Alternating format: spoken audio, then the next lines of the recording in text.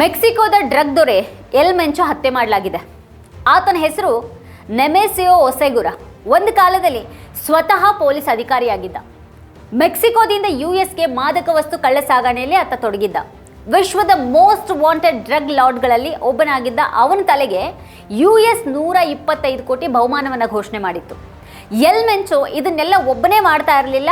ಅವನಿಗೆ ಮಿಲಿಟರಿ ದರ್ಜೆಯ ತರಬೇತಿ ಹೊಂದಿರುವಂತಹ 5500ಕ್ಕೂ ಹೆಚ್ಚು ಸಹಾಯಕರಿದ್ದರು. ಅವನ ಬಳಿ ಮಾದಕ ವಸ್ತುಗಳನ್ನು ಯುಎಸ್ಗೆ ಕಳ್ಳ ಸಾಗಣೆ ಮಾಡುವಂತಹ ಜಲಾಂತರ್ಗಾಮಿ ನೌಕೆಗಳಿದ್ವು, ಆಧುನಿಕ ಶಸ್ತ್ರಾಸ್ತ್ರಗಳಿದ್ವು. ಈ ಸಂಪೂರ್ಣ ಶಕ್ತಿಯ ಹಿಂದೆ ಇದ್ದಿದ್ದು Jalisco new generation cartel CJNG ಅನ್ನುವಂಥ ಒಂದು ಸಂಘಟನೆ. ಈತ ಕಳೆದ ಕೆಲವು ವರ್ಷಗಳಿಂದ ಮೆಕ್ಸಿಕೋ ಮತ್ತು US ಎರಡಕ್ಕೂ ಕೂಡ ಕಂಟಕ ಆಗಿದ್ದ. ಕಡೆಗೂ 22ರಂದು ಮೆಕ್ಸಿಕನ್ ಸರ್ಕಾರ ಅವನನ್ನು ಹತ್ಯೆ ಮಾಡಿದೆ. ಕೆಲವರ ಪ್ರಕಾರ ಈ ಕಾರ್ಯಾಚರಣೆಯನ್ನು ಮೆಕ್ಸಿಕನ್ ಸೈನ್ಯ ನಡೆಸಿತು. ಆದರೂ ಅಮೆರಿಕ ಎಲ್ ಮೆಂಚೋ ಬಗ್ಗೆ ಗುಪ್ತಚರ ಮಾಹಿತಿಯನ್ನು ಒದಗಿಸಿದೆ ಅನ್ನುವಂಥ ವರದಿಗಳು ಕೂಡ ಇವೆ. ಕಾರ್ಯಾಚರಣೆಯ ಸಮಯದಲ್ಲಿ ಆತನನ್ನು ಬಂಧಿಸೋದಕ್ಕೆ ಪ್ರಯತ್ನಿಸಲಾಯಿತು. ಮೆಕ್ಸಿಕನ್ ಸರ್ಕಾರದ ಪ್ರಕಾರ ಆತನಿಗೆ ಗುಂಡು ಹಾರಿಸಿ ಗಾಯಗೊಳಿಸಿ ಆಸ್ಪತ್ರೆಗೆ ಸಾಗಿಸುವಾಗ ಆತ ಸತ್ತಿದ್ದಾನೆ. ಅಮೆರಿಕದ ಸಹಾಯದಿಂದ ಮೆಕ್ಸಿಕೋ ಈ ಒಂದು ಡ್ರಗ್ ದೊರೆಯನ್ನು ಹೊಡೆದು ಹಾಕಿದೆ. ಎಲ್ ಮೆಂಚೋ ಸಾವಿನ ನಂತರ 13 ಮೆಕ್ಸಿಕನ್ ರಾಜ್ಯಗಳಲ್ಲಿ CJNG ಸದಸ್ಯರು ರಸ್ತೆಗಳನ್ನು ತಡೆದು ಗಲಭೆಯನ್ನು ನಡೆಸಿದರು. ವಿವಿಧ ಸ್ಥಳಗಳಲ್ಲಿ ಬೆಂಕಿ ಹಚ್ಚಲಾಗಿದೆ. ಈ ಹಿಂಸಾಚಾರದ ವಿಡಿಯೋಗಳು ಸಾಮಾಜಿಕ ಮಾಧ್ಯಮದಲ್ಲಿ ವೈರಲ್ ಆಗಿವೆ. 1966ರಲ್ಲಿ ಮೆಕ್ಸಿಕೋದ ಗ್ರಾಮವೊಂದರಲ್ಲಿ ಜನಿಸಿದಂಥ ಆತನ ಜೀವನ ಬಡತನ ಮತ್ತು ಕಷ್ಟಗಳಿಂದ ತುಂಬಿತ್ತು. ಮೆಂಚೋಗೆ ಇನ್ನೂ 5 ಸಹೋದರರಿದ್ದರು. ದೊಡ್ಡ ಕುಟುಂಬ ಆಗಿತ್ತು. ಇಡೀ ಕುಟುಂಬ ಅವಕ್ಯಾಡೋಗಳನ್ನು ಬೆಳೆಸಿ ಮಾರಾಟ ಮಾಡ್ತಾ ಇತ್ತು. 5ನೇ ತರಗತಿಯ ನಂತರ ಆತ ಶಾಲೆಯನ್ನು ತೊರೆದು ಹೊಲದಲ್ಲಿ ಕೆಲಸ ಮಾಡತೊಡಗಿದ್ದ. ಆದರೆ ಅಷ್ಟೇ ಬೇಗ ಆತ ಕಾನೂನು ಬಾಹಿರ ಚಟುವಟಿಕೆಗಳಿಗೂ ಕೂಡ ಇಳಿದಿದ್ದ. ಕ್ಯಾಲಿಫೋರ್ನಿಯಾಗೆ ಹೋದ. ಅದಾದ ನಂತರ ಅಲ್ಲಿ ಕಳ್ಳತನ ಮತ್ತು ಶಸ್ತ್ರಾಸ್ತ್ರಗಳನ್ನು ಹೊಂದಿದಂಥ ಆರೋಪದ ಮೇಲೆ ಪೊಲೀಸರು ಆತನನ್ನು ಅರೆಸ್ಟ್ ಮಾಡಿದಾಗ ಆತನಿಗೆ ಕೇವಲ 19 ವರ್ಷ ಆಗಿತ್ತು. ಜೈಲಿನಿಂದ ಬಿಡುಗಡೆಯಾದ ನಂತರ ಪೂರ್ತಿಯಾಗಿ ಮಾದಕ ವಸ್ತು ಕಳ್ಳ ಸಾಗಣೆಯಲ್ಲಿ ತೊಡಗಿಸ್ಕೊಂಡ. ಈ ನಡುವೆ ಆತನ ಮದುವೆ ಕೂಡ ಆಯಿತು. ಪತ್ನಿಯ ಸೋದರ ಮಾವ ಕೂಡ ಮಾದಕ ವಸ್ತು ವ್ಯಾಪಾರದಲ್ಲಿದ್ದರು. ಈ ನಡುವೆ ಮಾದಕ ವಸ್ತು ಕಳ್ಳ ಸಾಗಣೆಗಾಗಿ ಸ್ಯಾನ್ ಫ್ರಾನ್ಸಿಸ್ಕೋದಲ್ಲಿ ಆತನನ್ನು ಬಂಧಿಸಲಾಯಿತು. ಕೆಲ ತಿಂಗಳ ನಂತರ US ನಿಂದ ಮೆಕ್ಸಿಕೋಗೆ ಗಡಿಪಾರು ಮಾಡಲಾಯಿತು. ಆದರೆ ಆತ ಅಲ್ಲಿ ಹೆಚ್ಚು ಕಾಲ ಉಳಿಲಿಲ್ಲ. ಈ ಬಾರಿ ಫೆಡರಲ್ ಪ್ರಕರಣದಲ್ಲಿ ಸಿಲುಕಾಕೊಂಡು ಸ್ಯಾನ್ ಫ್ರಾನ್ಸಿಸ್ಕೋಗೆ ಮರಳಿದ. ಆ ಪ್ರಕರಣದಲ್ಲಿ ಹೆರಾಯಿನ್ ವ್ಯವಹಾರ ಮಾಡೋದಕ್ಕೆ ಹೋಗಿದ್ದ ಆತನ ಅಣ್ಣನೂ ಕೂಡ ಇದ್ದ. ಕೆಲವು ವಾರಗಳ ನಂತರ ಇಬ್ಬರೂ ಸಹೋದರರನ್ನು ಅರೆಸ್ಟ್ ಮಾಡಲಾಯಿತು. ಟೆಕ್ಸಾಸ್ನಲ್ಲಿ ಇಬ್ಬರಿಗೂ 5 ವರ್ಷಗಳ ಕಾಲ ಜೈಲು ಶಿಕ್ಷೆಯನ್ನು ವಿಧಿಸಲಾಯಿತು. 3 ವರ್ಷಗಳ ಕಾಲ ಜೈಲು ಶಿಕ್ಷೆಯನ್ನು ಅನುಭವಿಸಿದ ಬಳಿಕ 1997ರಲ್ಲಿ ಪೆರೋಲ್ನಲ್ಲಿ ಬಿಡುಗಡೆಗೊಂಡು ಮೆಕ್ಸಿಕೋಗೆ ಹೋದ. ಆ ಸಮಯದಲ್ಲಿ ಸಿನೆಲೋವಾ ಕಾರ್ಟೆಲ್ ಸಂಘಟನೆ ಸಂಪರ್ಕಕ್ಕೆ ಬಂದಾಯಿತ. ಅದೊಂದು ದೊಡ್ಡ ಗ್ಯಾಂಗ್ ಮತ್ತೆ ಅದರ ಕೆಳಗೆ ಒಂದು ಸಣ್ಣ ಗ್ಯಾಂಗ್ ಇತ್ತು.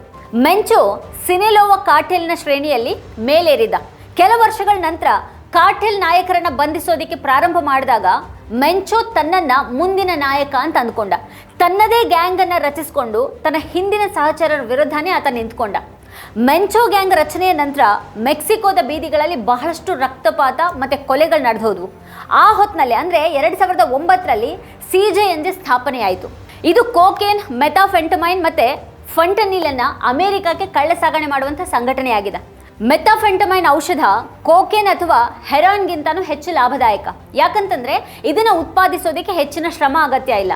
ಇದ್ರ ಕಚ್ಚಾ ವಸ್ತುಗಳನ್ನು ಪಡೆಯೋದು ಕೂಡ ಬಹಳ ಸುಲಭ. ಔಷಧಿಗಳನ್ನು ಸಂಸ್ಕರಿಸಿ ಕ್ಯಾಲಿಫೋರ್ನಿಯಾಗೆ ಕಳಿಸೋದಕ್ಕೆ ಆತನಿಗೆ ಅನುಕೂಲಕರ ವ್ಯವಸ್ಥೆ ಇತ್ತು. ಮತ್ತೊಂದು ಪ್ರಯೋಜನ ಏನು ಅಂತ ಅಂದರೆ ಕೋಕೇನ್ ವ್ಯಾಪಾರ ಕೊಲಂಬಿಯಾವನ್ನು ಅವಲಂಬಿಸಿತ್ತು. ಅಲ್ಲಿನ ಗ್ಯಾಂಗ್ಗಳನ್ನು ಸಂತೋಷವಾಗಿಡಬೇಕಾಗಿತ್ತು. ಆದರೆ ಈ ಔಷಧದ ವಿಷಯ ಹಾಗಿರಲಿಲ್ಲ. ಅದರ ಪರಿಣಾಮವಾಗಿ ಎಲ್ಲ ಲಾಭಗಳು CJNGಗೆ ಹೋದವು. ಅದು ವೇಗವಾಗಿ ಬೆಳೀತು. ಆರಂಭದಲ್ಲಿ ಜನರು CJNGಯನ್ನು ಪ್ರಮುಖ ಕಾರ್ಟೆಲ್ ಅಂತ ಪರಿಗಣಿಸಲಿಲ್ಲ. ಈ ಜಾಲ ಕೆಲವೇ ವರ್ಷಗಳಲ್ಲಿ ಅಗಾಧವಾಗಿ ಬೆಳೀತು. ಡ್ರಗ್ ಸಾಗಿಸೋದಕ್ಕೆ ಜಲಾಂತರ್ಗಾಮಿ ನೌಕೆಗಳನ್ನು ಬಳಸಲಾಗ್ತಾ ಇತ್ತು. ಫ್ಯಾಷನ್ ಮಾಡೆಲ್ಗಳ ಮೂಲಕ ಮಾದಕ ವಸ್ತುಗಳನ್ನು ಕಳ್ಳ ಸಾಗಣೆ ಮಾಡಲಾಗ್ತಾ ಇತ್ತು. ಮಾಡೋದು ನಡೆದಿತ್ತು. ಬೆದರಿಸೋದು ಮತ್ತೆ ಲಂಚ ನೀಡೋದು ಎರಡರ ಮೂಲಕನೂ ಆತ ತನ್ನ ಕೆಲಸವನ್ನು ಸಾಧಿಸ್ತಾ ಇದ್ದ. ಮೆಂಚೋ ಅಲ್ಲಿನ ಪೊಲೀಸ್ ಅಧಿಕಾರಿಗಳನ್ನು ಹಿಡಿತಕ್ಕೆ ತೆಗೆದುಕೊಂಡಿದ್ದ. ಪೊಲೀಸರಿಗೆ ಸಂಬಳಕ್ಕಿಂತನೂ ಹೆಚ್ಚಿನ ಲಂಚ ನೀಡಲಾಗ್ತಾ ಇತ್ತು. ಇದರ ಪರಿಣಾಮವಾಗಿ ಸಾಮಾನ್ಯ ಜನರು ಪೊಲೀಸರ ಮೇಲಿನ ನಂಬಿಕೆಯನ್ನು ಕಳ್ಕೊಂಡ್ರು. ಯಾರು ಲಂಚ ಮುಟ್ಟೋದಕ್ಕೆ ಒಪ್ಪಲಿಲ್ವೋ ಅಂಥ ಅಧಿಕಾರಿಗಳನ್ನು ಬೆದರಿಸಿ ಬಾಯಿ ಮುಚ್ಚಿಸ್ತಾ ಇದ್ದ. CJNG ವೇಗವಾಗಿ ಬೆಳೀತಾ ಇತ್ತಾದರೂ ಅಮೆರಿಕನ್ ಏಜೆನ್ಸಿಗಳು ಸಿನೆಲೋವಾ ಕಾರ್ಟೆಲ್ ಮೇಲೆ ಗಮನ ಇಟ್ಟಿದ್ವು. ಎಲ್ ಮೆಂಚೋ ಡ್ರಗ್ ದೊರೆಯಾಗಿದ್ರೆ ಎಲ್ ಚಾಪೋ ಹಿಡಿತದಲ್ಲಿದ್ದಂಥ ಸಿನೆಲೋವಾ ಕಾರ್ಟೆಲ್ ಎಲ್ಲವನ್ನ ನಿಯಂತ್ರಿಸ್ತಾ ಇತ್ತು. ಆದರೂ 2013ರ ಸುಮಾರಿಗೆ ಸಿಜೆಎನ್ಜಿ ತೀವ್ರ ಆಕ್ರಮಣಗಳನ್ನು ಮಾಡತೊಡಗಿತು. ಮೆಂಚೋನ ಡ್ರಗ್ ಕಾರ್ಟೆಲ್ನ ಹೊರಗೆ ಮಾದಕ ದ್ರವ್ಯಗಳನ್ನು ಯಾರೇ ಮಾರಾಟ ಮಾಡಿದ್ರು ಅವರನ್ನ ಅಪಹರಿಸಲಾಗ್ತಾ ಇತ್ತು ಅಥವಾ ಕೊಲ್ಲಲಾಗ್ತಾ ಇತ್ತು. ಈ ಮಾದಕ ದ್ರವ್ಯ ವ್ಯವಹಾರದಲ್ಲಿದ್ದವರು ಮೆಂಚೋಗೆ ಮಾತ್ರನೇ ಕೆಲಸ ಮಾಡಬೇಕಾದಂತಹ ಸ್ಥಿತಿಯನ್ನು ಸೃಷ್ಟಿ ಮಾಡಲಾಯಿತು. ಹಿಂಸಾಚಾರ ಎಷ್ಟು ತೀವ್ರವಾಗಿತ್ತು ಅಂತ ಅಂದ್ರೆ ಮತ್ತಷ್ಟು ರಕ್ತಪಾತವನ್ನು ತಪ್ಪಿಸೋದಿಕ್ಕೆ 2015ರ ಹೊತ್ತಿಗೆ ಸಿನೆಲೋವಾ ಮತ್ತೆ ಸಿಜೆಎನ್ಜಿ ನಡುವೆ ಒಂದು ಮೌನ ಒಪ್ಪಂದ ಆಯಿತು. ಈ ನಡುವೆ ಎಲ್ ಚಾಪೋನನ್ನ ಬಂಧಿಸಿದ ಬಳಿಕ ಮೆಂಚೋ ಅಟ್ಟಹಾಸ ಇನ್ನೂ ಜೋರಾಯಿತು. ಆವರೆಗೆ ಇದ್ದಂತಹ ಒಪ್ಪಂದ ಕೂಡ ಮುರಿದು ಬಿತ್ತು ಮತ್ತೆ ಕೊಲೆಗಳು ಇನ್ನೂ ಕೂಡ ಹೆಚ್ಚಾದವು. ಅಲ್ಲಿಯವರೆಗೆ ಎಲ್ ಚಾಪೋನ ಕಾರ್ಟೆಲ್ ಮೆಕ್ಸಿಕೋದಲ್ಲಿ ಕಾರ್ಯನಿರ್ವಹಿಸ್ತಾ ಇತ್ತು. ಡ್ರಗ್ ಕಾರ್ಟೆಲ್ಗಳ ವ್ಯವಹಾರ ನಡೀತಾ ಇದ್ದಂಥ ರೆಸಾರ್ಟ್ ಒಂದರ ಮೂಲಕ ಎಲ್ ಮೆಂಚೋ ಬಗ್ಗೆ ಪೊಲೀಸರಿಗೆ ಗೊತ್ತಾಯಿತು. ತನಿಖೆಗಳು ನಡೆದಾಗ ಆ ರೆಸಾರ್ಟ್ಗೂ ಸಿಜೆಎನ್ಜಿಗೂ ಸಂಬಂಧ ಇರೋದು ಪತ್ತೆ ಆಯಿತು. ಎಲ್ ಮೆಂಚೋ ಒಮ್ಮೆ ಈ ಒಂದು ಹೋಟೆಲ್ ಬಳಿಯ ಪೊಲೀಸ್ ಠಾಣೆಯಲ್ಲಿ ಕೆಲಸ ಮಾಡ್ತಾ ಇದ್ದ. ವಿದೇಶಿ ಆಸ್ತಿ ನಿಯಂತ್ರಣ ಕಚೇರಿ ಅಂದರೆ OFSC ಅನ್ನುವಂಥ ಒಂದು US ಏಜೆನ್ಸಿ ಈ ಒಂದು ಜಾಲವನ್ನು ಬಹಿರಂಗಪಡಿಸುವಲ್ಲಿ ಪಾತ್ರ ವಹಿಸಿದೆ. ಈ ಏಜೆನ್ಸಿ ವಿವೇಚನೆಯಿಂದ ಕಾರ್ಯನಿರ್ವಹಿಸುತ್ತೆ. ಅದು ಜನರನ್ನ ಅರೆಸ್ಟ್ ಮಾಡೋದಿಲ್ಲ. ಯಾರಾದರೂ ಕಾರ್ಟೆಲ್ಗೆ ಸಂಪರ್ಕವನ್ನು ಹೊಂದಿದ್ದಾರೆ ಅನ್ನುವಂಥ ಅನುಮಾನ ಬಂದರೆ OFSC ಅಂಥವರ ಆಸ್ತಿಗಳನ್ನು ಸೀಸ್ ಮಾಡಿಬಿಡುತ್ತೆ. 2015ರಲ್ಲಿ ಎಲ್ ಮೆಂಚೋನನ್ನ OFSC ಪಟ್ಟಿಗೆ ಸೇರಿಸಲಾಯಿತು. ಅದರ ನಂತರ ಒಂದೊಂದಾಗಿ ಸಿಜೆಎನ್ಜಿಗೆ ಸಂಬಂಧಪಟ್ಟಂತ ಹಲವಾರು ವ್ಯವಹಾರಗಳು ಬಹಿರಂಗಗೊಂಡವು. OFSC ಎಲ್ ಮೆಂಚೋನ ಗಳಿಕೆಯ ಮೇಲೆ ತನ್ನ ಹಿಡಿತವನ್ನು ಬಿಗಿಗೊಳಿಸೋದಕ್ಕೆ ಪ್ರಾರಂಭ ಮಾಡಿದಾಗ ಮೆಕ್ಸಿಕನ್ ಏಜೆನ್ಸಿಗಳು ಕೂಡ ಅವನ ಮೇಲೆ ಹಿಡಿತ ಸಾಧಿಸೋದಕ್ಕೆ ಶುರು ಮಾಡಿದ್ವು. ಅವನು ಈಗಾಗಲೇ ಹಲವಾರು ಬಾರಿ ತಪ್ಪಿಸ್ಕೊಂಡಿದ್ದ. 2015ರ ಮೇ 1ರಂದು ಮೆಕ್ಸಿಕನ್ ಸೈನ್ಯದ ಪ್ಯಾರಾ ಕಮಾಂಡೋಗಳು ಮತ್ತೆ ಫೆಡರಲ್ ಪೊಲೀಸರು ಕಾರ್ಯಾಚರಣೆಯನ್ನು ನಡೆಸ್ತಾರೆ. ಆದರೆ ದಾಳಿಯ ಸುಳಿವಿದ್ದಂತಹ ಕಾರ್ಟೆಲ್ ಆಗಲೇ ಸಿದ್ಧ ಆಗಿತ್ತು. ಸೈನಿಕರು ಹೆಲಿಕಾಪ್ಟರ್ಗಳಿಂದ ಇಳಿದ ತಕ್ಷಣವೇ ಸಿಜೆಎನ್ಜಿ ಎಲ್ಲ ಕಡೆಯಿಂದನೂ ಗುಂಡು ಹಾರಿಸ್ತು. ದಾಳಿಯಲ್ಲಿ 8 ಸೈನಿಕರು ಮತ್ತು ಒಬ್ಬ ಪೊಲೀಸ್ ಅಧಿಕಾರಿ ಸಾವನ್ನಪ್ತಾರೆ. ಇದು ಒಂದು ದೊಡ್ಡ ದಾಳಿಯಾಗಿತ್ತು. ಡ್ರಗ್ ಕಾರ್ಟೆಲ್ ಮಿಲಿಟರಿ ಹೆಲಿಕಾಪ್ಟರ್ ಅನ್ನೇ ಹೊಡೆದುರುಳಿಸಿತು. ಇದರ ನಂತರ ಸಿಜೆಎನ್ಜಿ ಪೊಲೀಸರಿಗೆ ಬಹಿರಂಗವಾಗಿ ಸವಾಲು ಹಾಕತೊಡಗಿತು. ಹಿಂಸಾಚಾರ ಹೆಚ್ಚಾಯಿತು. ಪೊಲೀಸರ ಮೇಲೆ ವಿವಿಧ ಸ್ಥಳಗಳಲ್ಲಿ ದಾಳಿಯನ್ನು ನಡೆಸಲಾಯಿತು. ಹಿರಿಯ ಅಧಿಕಾರಿಗಳನ್ನು ಗುರಿಯಾಗಿಸಿಕೊಂಡು ಹಿಟ್ ಲಿಸ್ಟ್ಗಳಿಗೆ ಸೇರಿಸಲಾಯಿತು. 2015ರಲ್ಲಿ ಈಸ್ಟರ್ ನಂತರ ಒಂದು ದಾಳಿ ನಡೆದು 15 ಸೈನಿಕರು ಸಾವನ್ನಪ್ತಾರೆ. ಕೆಲ ವಾರಗಳ ನಂತರ ಮೆಕ್ಸಿಕನ್ ಸೈನ್ಯ ಆಪರೇಷನ್ ಜಲಿಸ್ಕೋ ಅನ್ನುವಂಥ ಒಂದು ಹೆಸರಿನ ಪ್ರತಿದಾಳಿಯನ್ನು ನಡೆಸಿತು. ನಂತರ ಮೆಂಚೋ ಭಯ ಹುಟ್ಟುಹಾಕೋದಕ್ಕಾಗಿ ಜಲಿಸ್ಕೋದಾದ್ಯಂತ ಬಸ್ಗಳು, ಟ್ರಕ್ಗಳು, ಪೆಟ್ರೋಲ್ ಪಂಪ್ಗಳು ಮತ್ತು ಬ್ಯಾಂಕ್ಗಳಿಗೆ ಬೆಂಕಿ ಹಚ್ಚಿದ.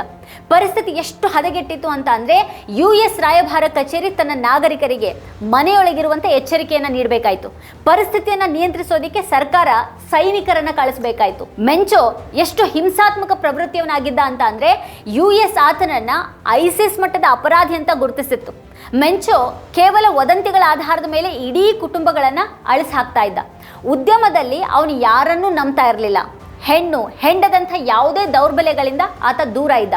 ಡ್ರಗ್ ಲೋಕದಲ್ಲಿನ ಖಾಲಿ ಇದ್ದ ದೊರೆ ಪಟ್ಟದಲ್ಲಿ ಉಳಿಯೋದಿಕ್ಕೆ ಆತ ಬಯಸಿದ್ದ. ಆದರೆ ಫೆಬ್ರವರಿ 22 ಆತನ ಪಾಲಿಗೆ ಕೊನೆಯ ದಿನ ಆಯಿತು.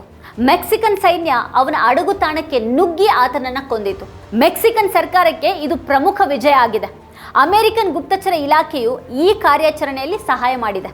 ಎಲ್ ಮೆಂಚೋ ಬಹಿರಂಗವಾಗಿ ಮೆರೆಯೋದಕ್ಕೆ ಬಯಸಿರಲಿಲ್ಲ. ಅವನು ಸಾರ್ವಜನಿಕವಾಗಿ ಕಾಣಿಸ್ಕೊಳ್ಳಲಿಲ್ಲ. ಯಾವಾಗ್ಲೂ ಮರೆಯಲ್ಲೇ ಇರ್ತಾ ಇದ್ದ. ಈಗ ಅವನ ಹತ್ಯೆಯ ನಂತರ ಕಾರ್ಟೆಲ್ ಸದಸ್ಯರು ನಗರಗಳನ್ನು ಸುಟ್ಟಾಕ್ತಾ ಇದ್ದಾರೆ. ಮೆಕ್ಸಿಕೋದಲ್ಲಿ ಈಗ ಪರಿಸ್ಥಿತಿ ಭೀಕರವಾಗಿದೆ. ಪಾತಕಿಯೊಬ್ಬನ ಕಥೆ ಮುಗಿದ ಬಳಿಕನೂ ಪಾತಕ ಅನ್ನೋದು ನಿಂತಿಲ್ಲ. ವೀಕ್ಷಕರ, ಈ ಕುರಿತು ನಿಮ್ಗೇನು ಅನ್ಸುತ್ತೆ, ಏನು ಅಭಿಪ್ರಾಯ ಇದೆ? ನಿಮ್ಮ ಅಭಿಪ್ರಾಯವನ್ನು ವಿಡಿಯೋ ಕೆಳಗಡೆ ಕಮೆಂಟ್ ಮಾಡಿ ನಮಗೆ ತಿಳಿಸಿ. ಇದೇ ಹೊತ್ತಿನ ಸ್ಪೆಷಲ್ ನೋಡ್ತಾ ಇರಿ ವಾರ್ತಾಭಾರತಿ. ನೀವಿನ್ನೂ ವಾರ್ತಾಭಾರತಿ ಯೂಟ್ಯೂಬ್ ಚಾನಲನ್ನು ಸಬ್ಸ್ಕ್ರೈಬ್ ಮಾಡಿಲ್ಲ ಅನ್ನೋದಾದರೆ ಈ ಕೂಡಲೇ ಸಬ್ಸ್ಕ್ರೈಬ್ ಮಾಡಿ, ಹಾಗೆ ಪಕ್ಕದಲ್ಲಿರುವಂಥ ಬೆಲ್ ಐಕಾನ್ನ ಪ್ರೆಸ್ ಮಾಡಿ ನಮ್ಮನ್ನು ಪ್ರೋತ್ಸಾಹಿಸಿ.